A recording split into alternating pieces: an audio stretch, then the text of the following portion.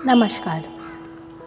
अक्सर हम जो कविता लिखते हैं वो किसी घटना या परिस्थिति से प्रभावित होकर लिख देते हैं। तो जब हम कोई कविता पाठ कर रहे हों और अगर अपनी कोई रचना प्रस्तुत कर रहे हों तो जाहिर सी बात है कि हम उसका ट्रिविया भी बताएं, मतलब उससे जुड़ी वो घटना भी बताएं। इससे क्या होता है कि जो सुनने वाले हैं वो उस कविता को बेहतर ढंग से समझ सकते हैं और उनके मानस पटल पर वो घटना भी आ जाती है कि क्या प्रभावित किया होगा इस कवि या कवित्री को जो उसने ऐसा लिखा। तो ये जो मेरी कविता है इसका मैंने कोई शीर्षक नहीं दिया है, बस मैं कविता लिखते गई। ये कविता मैंने उस समय लिखा जब मैं जेपीएससी की परीक्षा देने गई थी। परीक्षा 2 घंटे का था लेकिन 1.5 घंटा में कंप्लीट हो गया। उसके बाद मैं क्या करूं, इधर उधर देखा, कुछ लिखने में बिजी थे, कुछ अपने में खोए हुए थे। तो मेरे मन में भी कुछ कुछ विचार उस समय आने लगे, क्योंकि खाली बैठे आपने भी हमेशा देखा होगा कि कुछ कुछ विचार आते रहते हैं। तो जब विचार आते रहते हैं तो बेहतर है कि उस समय हम उन्हें अपने कलम के माध्यम से कागज़ पर उतार लें, क्योंकि बाद में जब आप वही विचार पढ़ते हैं तो आपको बहुत अचंभा भी होता है और बहुत खुशी भी होती है कि उस वक्त आप ये सोच रहे थे। तो चलिए आज मैं अपनी ये कविता आपको सुनाती हूँ। इस कविता को आप अन्यथा नहीं लीजिएगा। कविता पूरी सुनने के बाद आप कमेंट करके बताइएगा कि आपको ये कैसी लगी और इससे आपने क्या सीखा। जब ना हो कोई काम तब फिर करो आराम। कौन है कहता आराम हराम है, हमसे पूछो कितना वो पावन काम है। आराम से बैठे रहो या फिर आराम से सो जाओ, आराम से खाओ या फिर आराम से गप्पे हाँको।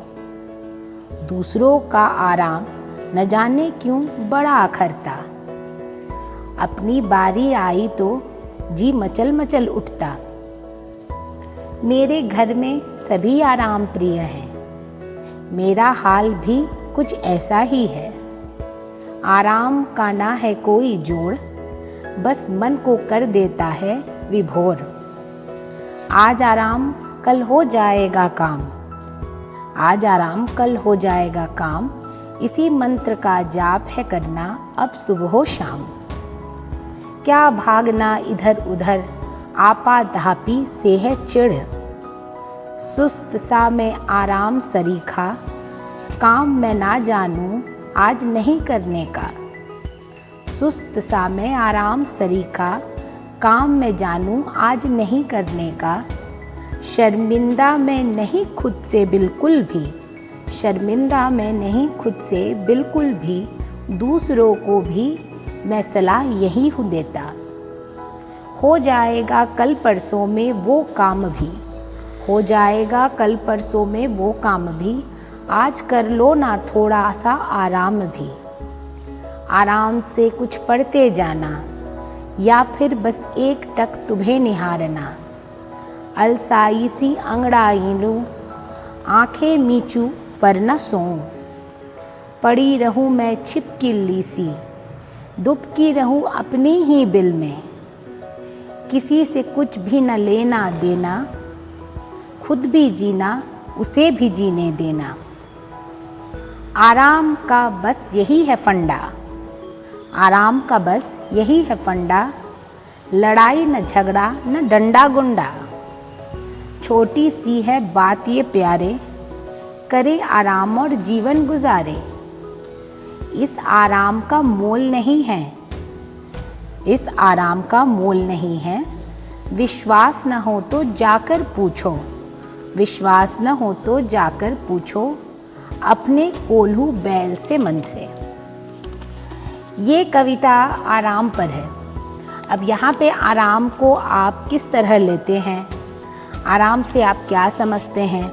क्या आप आराम को निठल्ला बैठे रहना समझते हैं, या फिर आराम को आप ये समझते हैं कि आप प्रकृति को निहार रहे हैं, या अपनी कोई बहुत ही प्रिय पुस्तक पढ़ रहे हैं, या अपनी कोई बहुत प्रिय संगीत सुन रहे हैं, या अपने दोस्तों के साथ फुर्सत के पल गुजार रहे हैं।